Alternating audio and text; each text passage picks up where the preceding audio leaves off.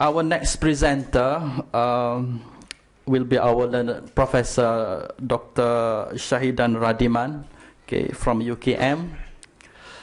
All right. He will talk about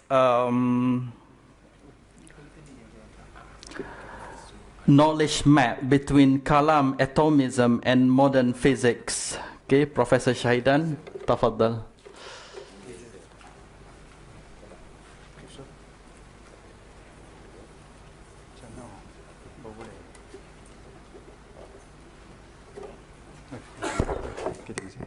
Assalamualaikum warahmatullahi ta'ala wabarakatuh. Good morning to all of you.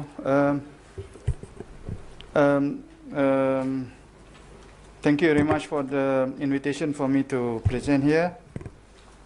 Why I speak about knowledge map and Kalam atomism, between Kalam atomism and modern physics, because I think many of the discussion, actually by Daqīq al-Kalam, Prof. Baasil, I mean, you work from the Kalam and then go towards the modern physics. And this is our brother here mentioned just now that it's not that the new or the modern thing that comes into the Kalam. It's the Kalam going outward. So I'm working towards this one way mapping, I would say, from the Kalam to the modern physics. Because modern physics affect most of the current work, and also Nobel Prize or whatever. Now you have also the Breakthrough Prize and maybe field medals and so on. So a warning here, because I'm a new student of Kalam and I make a lot of mistakes and maybe wrong concepts because I'm a physicist rather than a Kalamist. Okay. And the other thing, this morning while traveling on the train to come here, I was thinking about what Professor Baasil was mentioning about the holographic principle, where in 3 dimensions, all the knowledge goes to the 2 dimensions. It's like the whole universe, the whole thing about the universe somehow projected on the low mahfuz, which is 2-dimensional. So remind me also about our being.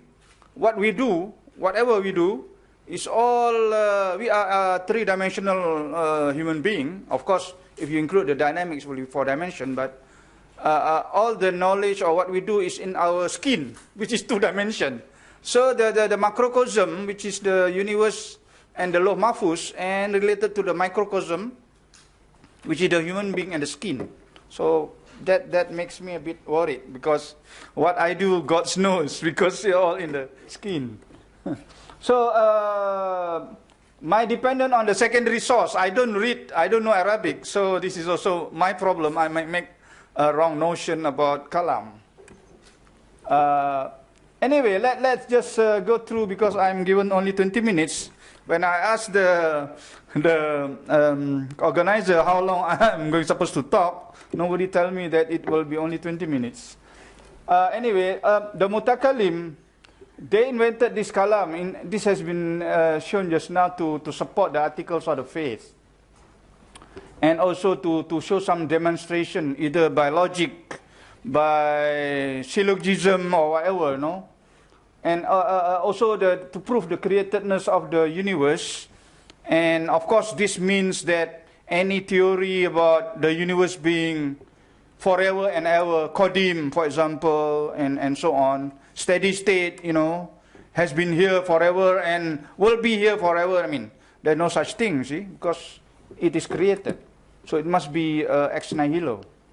And of course, in physics, all these things, this demonstration could be using symmetry argument, elegant mathematics, grand design, whatever, okay?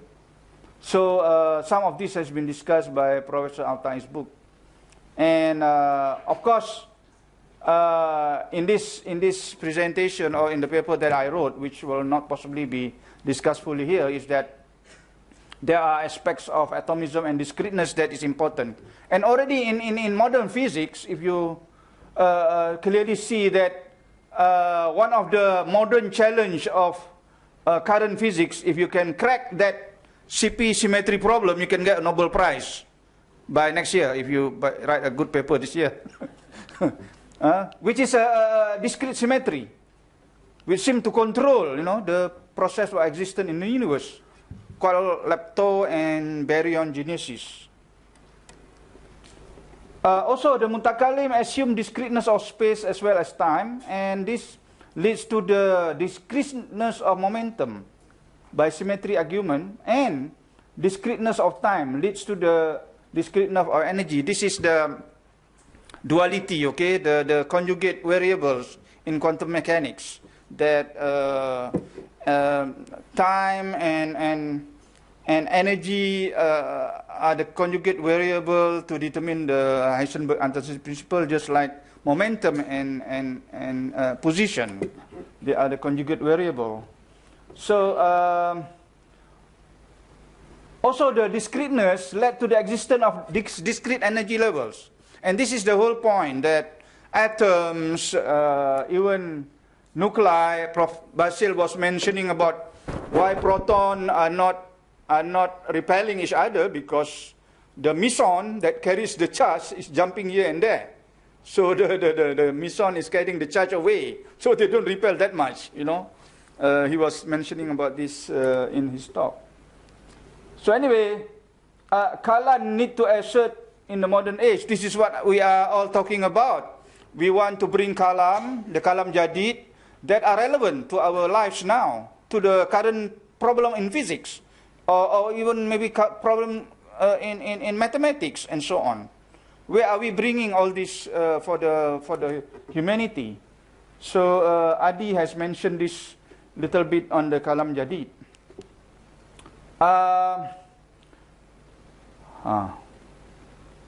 This already just as a background, some of the main reason why Kalam are important to go against. I mean, the Mu'tazilah themselves are involved in this Kalam, but the discussion is quite heavy.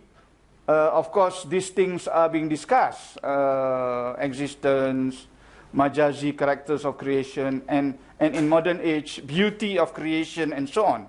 Okay, these are important issues, and currently, in recent years, this beauty of creation or the symmetries goes into idea about topological things, topological matter, new things, topological superconductivity, and other new discovery in conductivity, superconductivity, that might bring Nobel Prize and so on.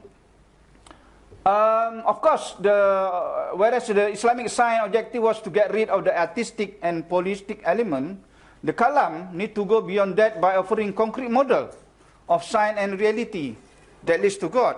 This is what Prof.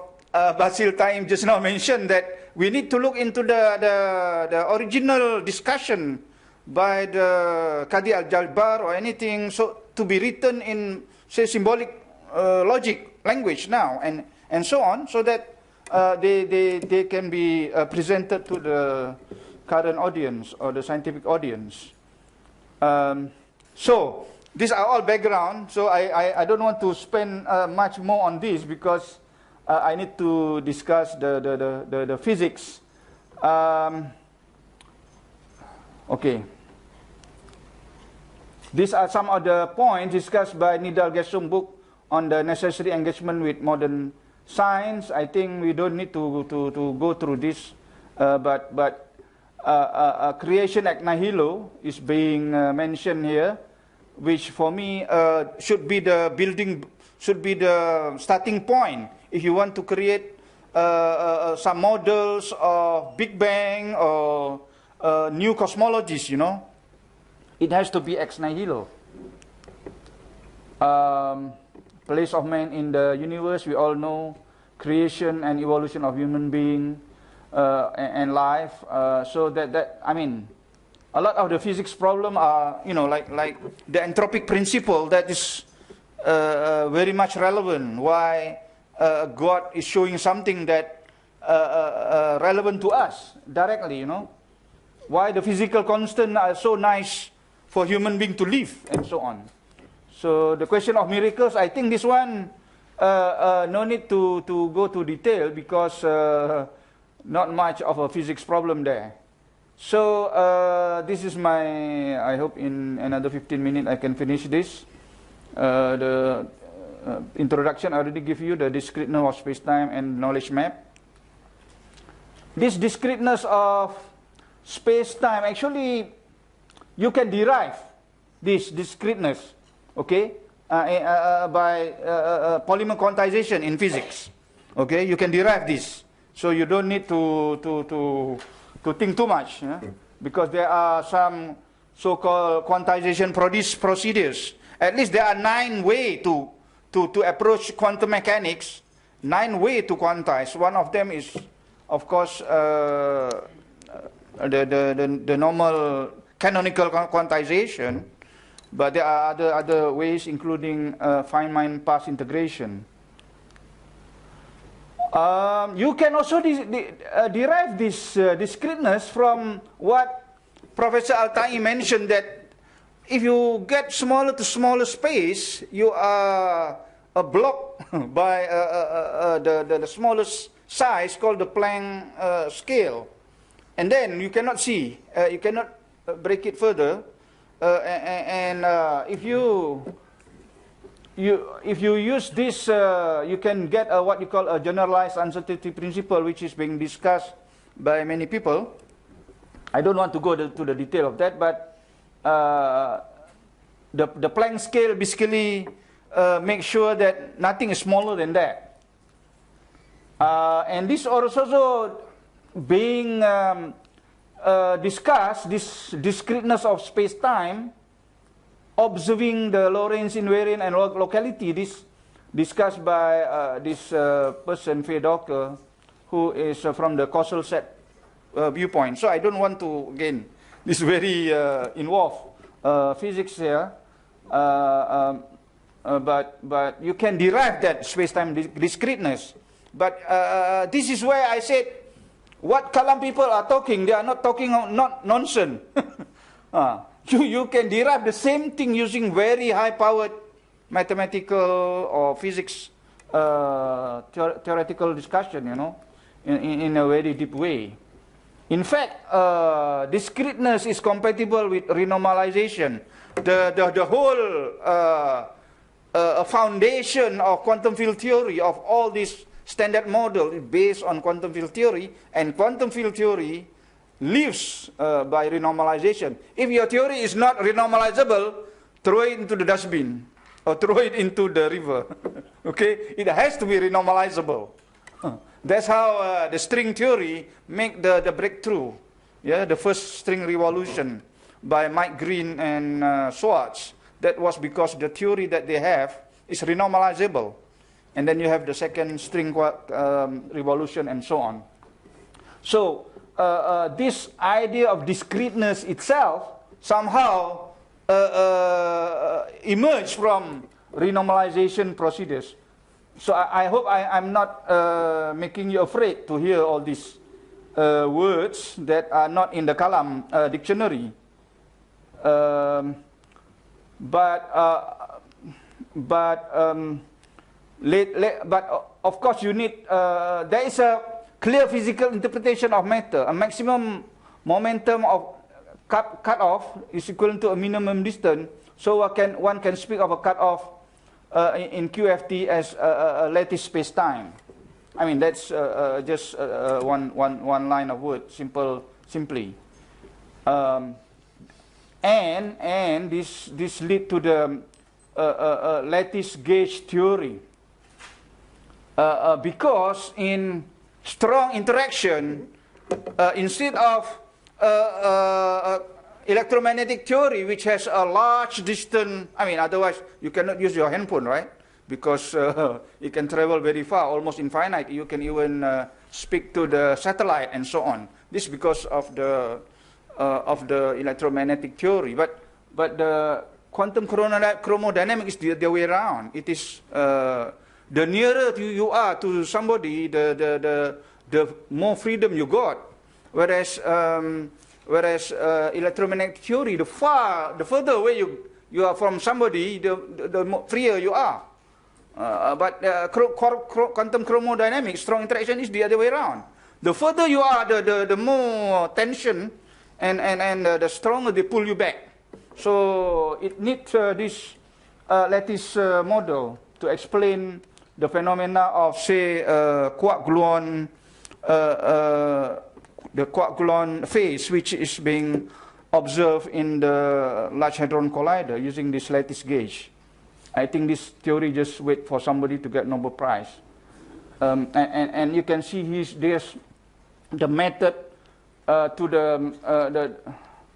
the light is not coming out, so to this latticization of the theory. I don't need to. The other thing is, Prof. Basil mentioned about recreation or occasionalism, whatever. Okay, it's called. And recently there is a new thing in quantum theory, the so-called weak measurement. There is a difference between weak and strong measurement. Strong measurement means I interact with you. I want to observe you. I interact with you, and so you already change because I interact with you to observe you, but you now change because I interact with you. But weak measurement is that I don't interact with you. I only almost interact, but I do it many times. As you move, I interact, and I interact. Yeah. So there is a difference between weak measurement, because weak measurement does not affect the object of observation. And okay, so this idea of weak measurement gives you the idea of recreating the observable many times. This idea of not exactly, I don't know what to use the word actually, but the idea of recreation is somehow related with weak measurement.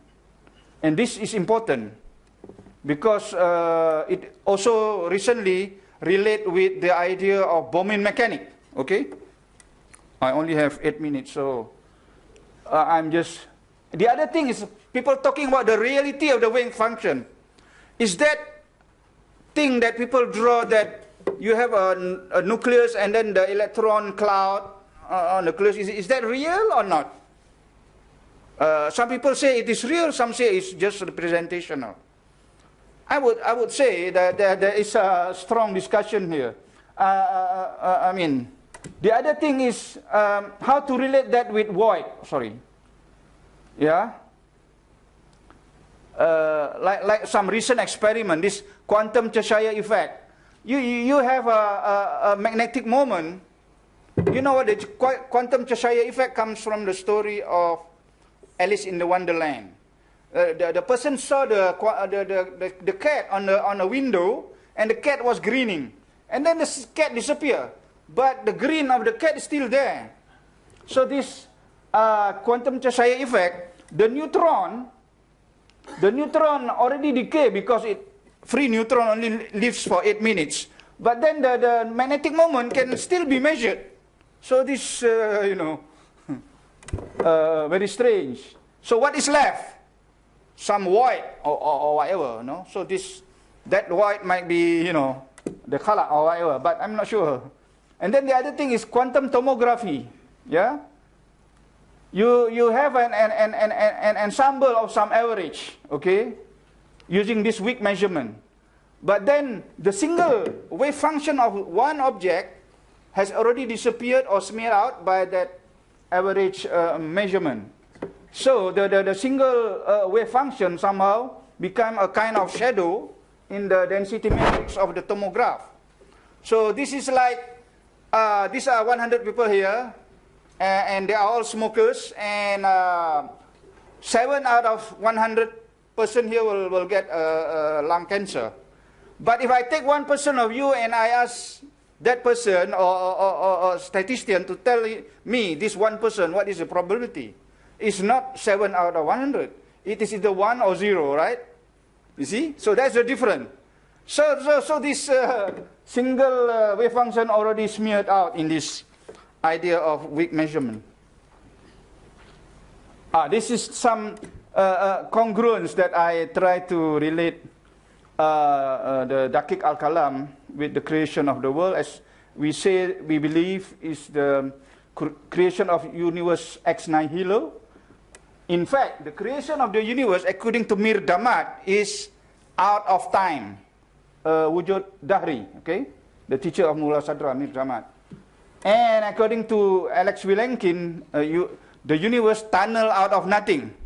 Okay, this is another, what you call it, word for, a beautiful word for creation ex nihilo. Okay, so this discreteness and so on, I already mentioned about how to modify the uncertainty principle.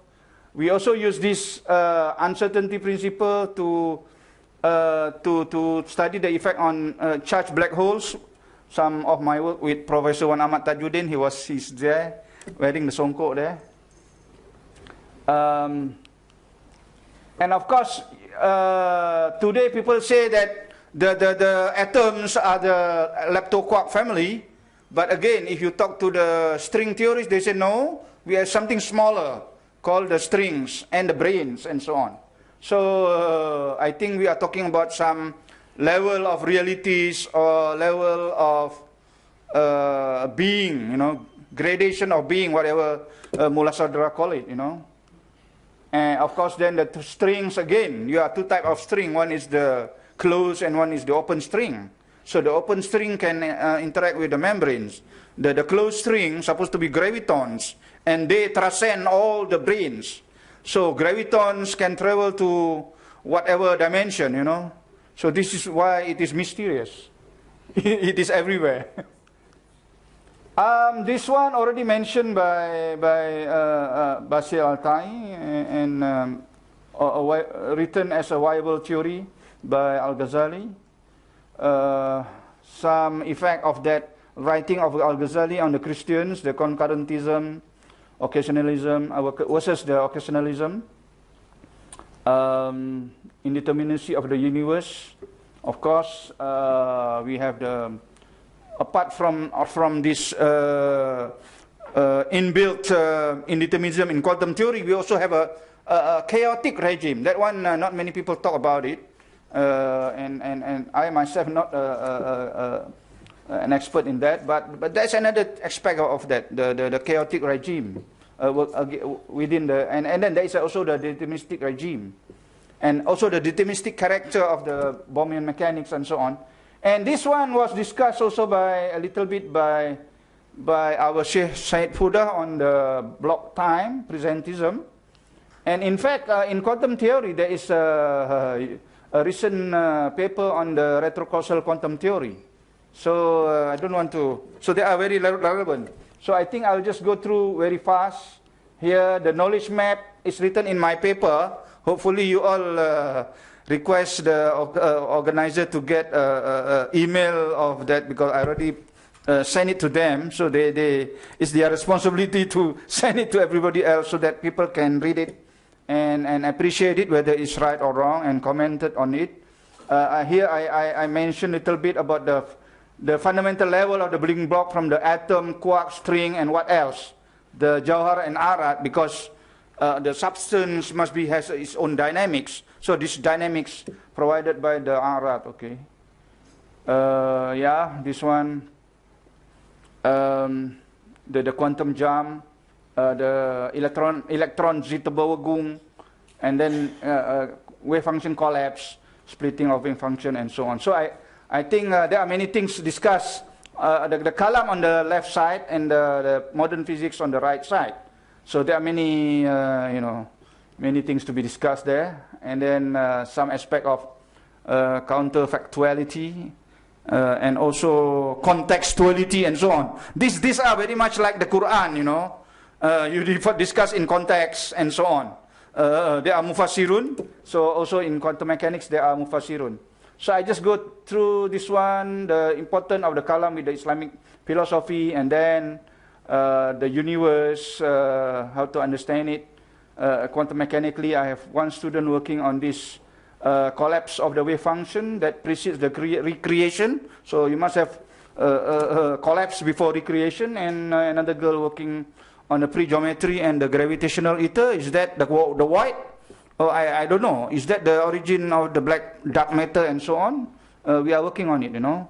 And this is the rainbow universe, also discussed by some people asking on the multiverse. But this one, within our own universe, we can have a rainbow universe.